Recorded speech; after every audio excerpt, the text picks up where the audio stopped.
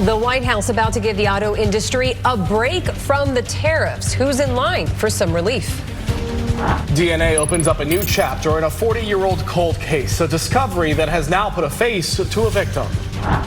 More time in the case against a suspended Orlando commissioner, why the trial of Regina Hill was just pushed back. A jet makes a final landing in the water, how it managed to fall off an American aircraft carrier. And another boat out of control in the Florida waters, how a police officer managed to get a hold of it. WESH 2 News starts with breaking news. That breaking news is in Orange County, where it appears a Sunrail train hit someone on a dirt bike. Good afternoon, I'm Nancy Alvarez. And I'm Jesse Pagan. The crash happened here on Weatherby Road and South Orange Avenue this afternoon. That's not far from the Meadow Woods Sunrail station. WESH 2 Spencer Tracy is there live. And Spencer, you spoke to someone who was on the train when this happened. That's right. I spoke with Greg Roaster's wife, who's actually right behind me right now, along with all of the passengers. We're at the Meadow Woods station right now. That's where the train was taken, and they're currently waiting for a bus to pick them up, to take them to their final destination. Now, we just got some new information from FHP saying that a 20-year-old man was killed in that crash. It says that he was riding a motorcycle and was stopped facing east on the railroad track. And as a result, he was in the direct path of the train, and it was completely engulfed in flames, where he later died on the scene. Now, Royster said that he was on board for 10 minutes heading to Point Siena when he heard a loud noise, and then the train started slowing down. Sunrail says the incident happened around 12:40 p.m. between the Sand Lake Road and Meadow Woods Sunrail stations. Chopper 2 got exclusive video of crime tape in front of the train showing that motorcycle near the tracks. Now, Royster says all the passengers and crew members are okay, and they were all told to stay on the train when it happened. We just heard it. We heard something hit. He hit something. And like I was saying, when we're coming down, when we're on the side, there was a bunch of trees, limbs, like this here. And it seemed like to me that he hit that. That's what it sounded like. But it was the lady next to us. She says, I went upstairs to get my phone charged. She said she heard a dirt bike. Now, our camera train not going back where it came from to the Meadow Woods station. Sunrail tells us that 3 crew members and 58 passengers were on board during that crash. Now, service has been impacted and some trains are still affected at this time. Now, like I said, back here at Meadow Woods, all of these passengers are waiting to get picked up on a bus to be taken to their final destinations. Now, Royster says he's just happy to be getting home safe, but we did just get new information from a FHP saying that a 20-year-old was killed in this crash. I'm covering Orange County, live in Orlando. Spencer Tracy, WESH 2 News. All right, Spencer, thank you. More breaking news. The Florida House has passed a bill that would prevent local governments from adding fluoride to water. The Senate passed the bill earlier this month, which means it now heads to the governor's desk. Once signed, Florida would become the second state in the country to ban fluoride from public water. All right, our other top story, the city beautiful, more like the city dry. Another sunny, rain-free day, at least for Orlando, but we're still tracking a little chance for a second straight day of rain. Let's get to first warning meteorologist Cam Tran tracking who might get a drop or two of rain. That's right. Emphasis on little chance because the chance of rain is very, very low. Only a 10% chance of rain for a few showers later on this evening. Here's a look at our first warning radar. You see, it is pretty dry. The only area where we saw a teeny tiny shower out right now is out in the Villages. You're the lucky spot. You have a tiny shower right over you folks. Otherwise, most locations will stay dry through the evening. The areas that have the best shot for a stray sprinkle later tonight is going to be out west along the I-75 corridor. Outside of that, it is going to be dry. Why are the showers favoring our western locations? Well, look at this onshore. Winds are breezy right now out of the east at 10 to 20 miles per hour sustained, gusting over 20 to 25 at times. So that's pushing any moisture that we have out towards our western spots. And you can see that's kept our coastlines pretty cool. We're at 80 degrees right now in Daytona Beach. We're in the middle 80s though for inland spots, including 85 right now in Orlando and 83 in Kissimmee. Take a look at the next 12 hours. It's going to be a pleasant night to be outside, partly cloudy skies, and again staying dry. We are though looking at a better shot for more widespread rain moving into central Florida soon. I'll let you know when, coming up in about 15 minutes. New at 4, we are talking to the sheriff of Volusia County about a new plan to take action against dangerous dogs. The Florida House and Senate have both passed the Pam Rock Act, which includes requiring certain dog owners to securely confine their pets. As WESH 2's Pamela Combe reports, the action comes just months after a dog attacked and killed an 8-year-old boy. If the bill is ultimately signed into law, it will go into effect July 1st. In just about an hour, the Marion County Public School District is expected to confirm its interim superintendent. The school board will meet at 5:30 to confirm Dr. Danielle Brewer. Her appointment comes as the current superintendent, Diane Gullett, announced she will resign at the end of the school year. The Orlando Magic are uphill battle tonight. They're down 3-1 to the Boston Celtics and need a win to keep the season alive. Let's go Magic. WESH 2's Kristen Lago is in Boston and spoke with players ahead of tonight's must-win game. All right. Go Magic. Is that better than what I did in the beginning? All right. There you go. Now to some epic news for anyone hoping to check out Epic Universe. Universal just announced the general public can now buy tickets to preview the big new theme park. Those are available through May 19th, but may not include all the experiences offered. Universal is still putting the final touches on the park before the grand opening on May 22nd. High stakes at high speeds. A boat out of control off the Florida coast with no one behind the wheel. How police managed to get a hold of it. Plus, this is not your average traffic stop on I-95 where a man, no shoes, was called in to wrangle an alligator. County commissioners in Seminole believe the bus service isn't giving enough bang for its buck. I'm David Jones in Sanford, and I'll tell you what the new transit options could look like. On the next Access Hollywood. 2 years later, Jeremy Renner's riveting new revelations about the accident that nearly claimed his life. Then our Met Gala countdown continues with Ciara. Next, Access Hollywood. Tomorrow morning, we are taking a ride on SeaWorld's newest attraction and bringing you with us. And drought conditions stick around as we wait for the next chance of rain. Start your day with WESH 2 News Sunrise, starting at 4:30 a.m. Live pictures now from Harrison Township, Michigan, where President Trump and Air Force One just landed. He's shaking hands there. He's about to speak to the Air National Guard. This is the president's 100th day of his second term in office. At some point today, he's expected to sign an executive order providing some relief to the auto industry. We will continue to listen to the president, follow his trip there, and we'll bring you some of his remarks later tonight here on WESH 2. New at 4, the face of public transit appears to be changing in Seminole County. The county is looking to ditch most of its Lynx bus service. WESH 2's David Jones explains what public transit could look like in the future. Now, Lynx says its rider numbers in Seminole County are more than 6,500 people per weekday. Its annual ridership in Seminole County has trended down since 2012. Strong storms are once again pushing through the Midwest. Check out this video from Missouri. That's a pretty big tornado off in the distance in Springfield. The National Weather Service office reported wind gusts of 90 miles an hour. Wow. That's intense. All right, the headline for us here is a little tiny bit of rain for some of us. We'll take it. Out west, yeah. Our western locations could get a spot sprinkle this evening, but most locations are going to be dry, and we're going to be dry through the end of the week. So unfortunately for our deficit and our drought conditions, not good news, but some more rain is on the way. But the timing, this upcoming weekend. So prepare for that. Let's take a look at our 2 top weather headlines. Not only are we expecting rain this weekend, we're also expecting temperatures to heat up as we head into late week as well. Let's talk about that first, because that's going to impact us first, the heat. By Thursday, we're looking at a high of 87, 88 the high on Friday, 89 degrees on Saturday. So we're not going to hit 90, but we're going to get pretty close as we head towards the end of the week. Live look outside this afternoon. Beautiful sunshine as we take a live look at Daytona Beach, where we're currently at 80 degrees. 81 New Smyrna, and good afternoon, Kissimmee. You're at 83 right now. Taking a look at our satellite and radar, you see how clear and dry it is. The showers that we're seeing mainly off to our far western locations. So unfortunately, in terms of our drought and our rain deficit, we're just not going to see rain for tonight. So as we take a look at your evening planner, partly cloudy skies, mild temperatures overnight, and then tomorrow a very pleasant start to the morning. We'll start off mostly in the low 60s, so nice, comfortable start.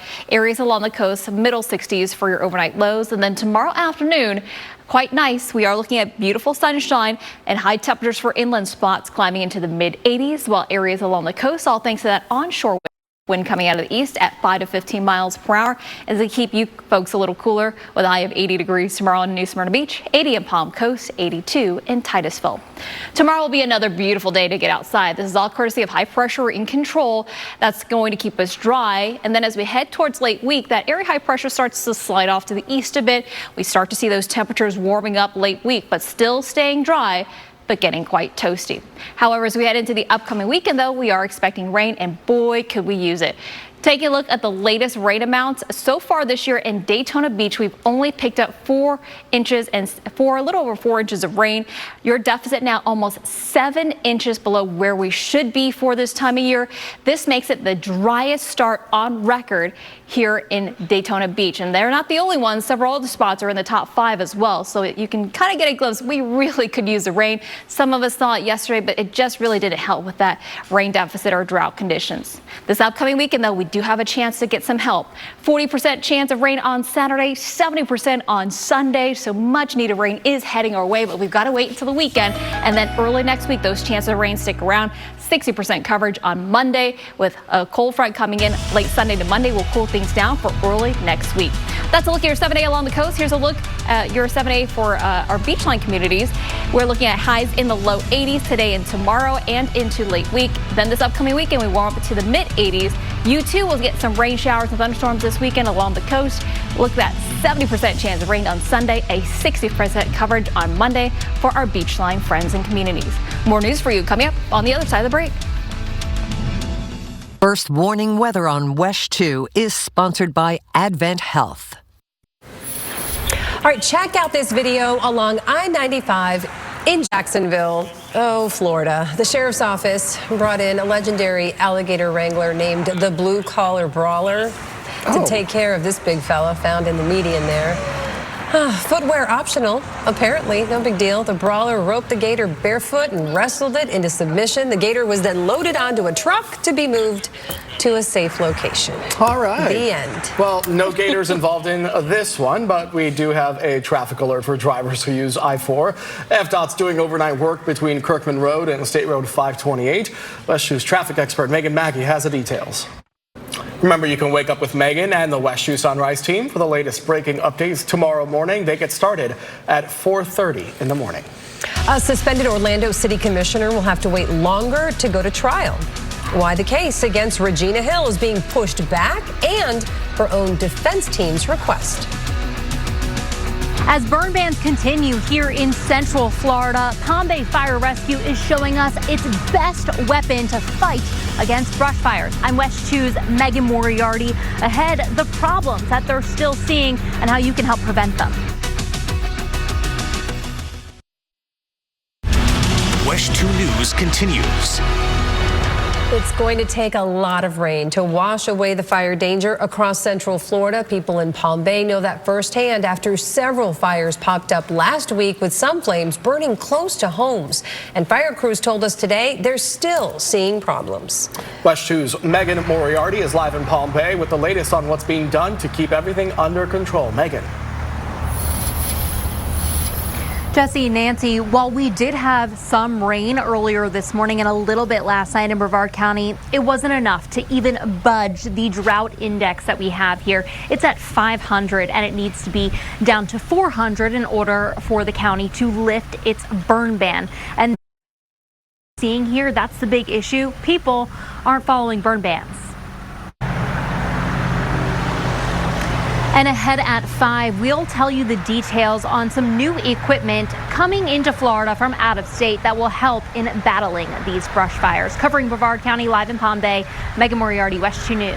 All right, Megan, thank you. Here with First Warning meteorologist Cam Tran. Cam, we got rain yesterday. We were waiting for it. We were doing a happy dance all over the place. But did that actually do much for our burn bans and our drought index? Not really, because not everybody got that rain. Okay. Areas west of I-4 got that rain. Areas east are like, what are you guys talking about? Right. What rain are you talking about? And also, it wasn't a whole lot. Some areas did pick up a quick localized 1 to 3, but it just wasn't widespread enough to really make a dent in the burn bans or really the drought monitor even. So here's a look at where we're still seeing burn bans in effect. As Megan mentioned earlier, Brevard, but really pretty much all of the central Florida counties minus Marion County, where you actually got some rain, decent rain yesterday there for folks in Marion County. And you needed it. Here's a look at the drought monitor. This will be updated on Thursday, but still, I don't think we're going to see a huge plot of area just shaved off because of the rain we saw yesterday. I do believe some of the areas that are in extreme drought, especially southeast and Marion County, you may be bumped down to a lower tier, but we're still looking at widespread drought conditions here across central Florida. Right now, as we take a look at our first warning radar, bone dry here across the map. We are looking at just a sprinkle possible for our western communities. Otherwise, everyone else is going to stay dry, and it's still quite warm. 85 right now in the city, beautiful. We're currently at 84 in the villages, 87 right now in Claremont. As we go through the rest of the evening, the next 12 hours, a pretty peaceful night to get outside, a comfortable one as well with a light breeze out of the east. Now, we are tracking a chance for more widespread rain coming soon. I'll let you know exactly when, coming up in about 15 minutes. New details on a story we brought you yesterday. Marion County deputies say they've identified the man found shot near Lake Weir.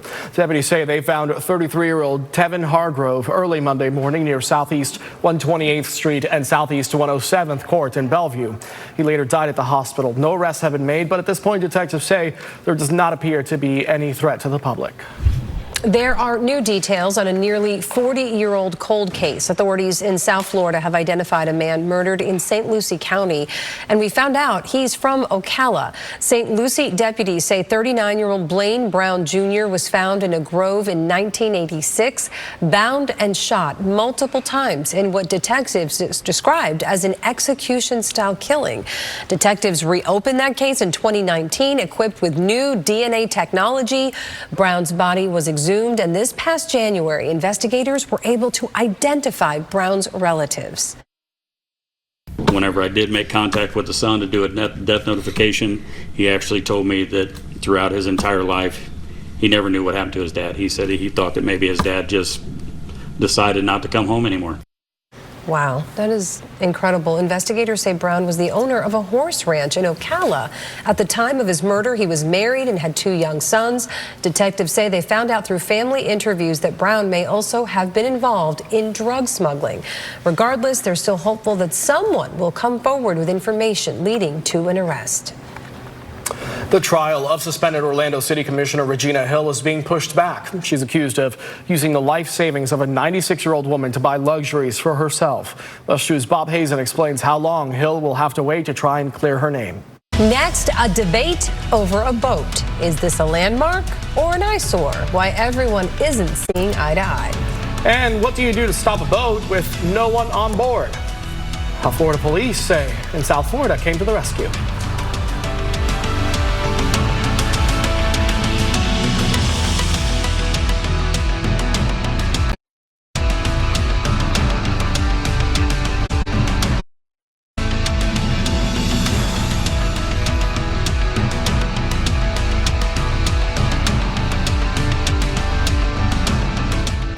All right, well, some of us have been in this spot before. You leave your phone behind, maybe at a restaurant, a store, in your car.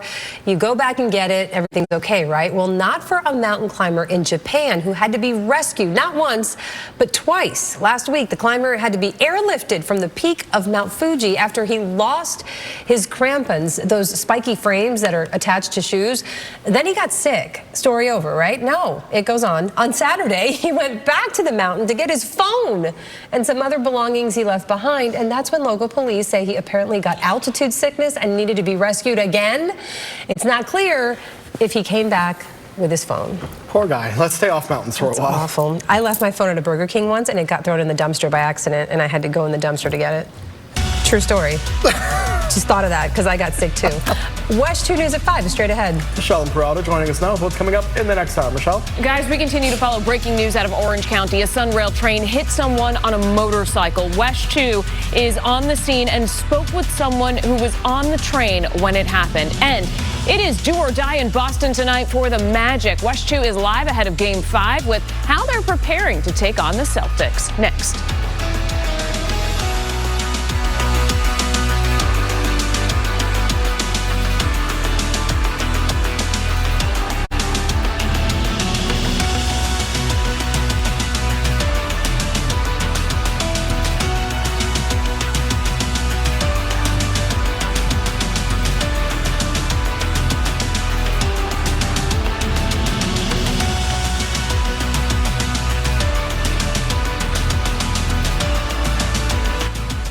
First warning weather on WESH 2 is sponsored by Advent Health.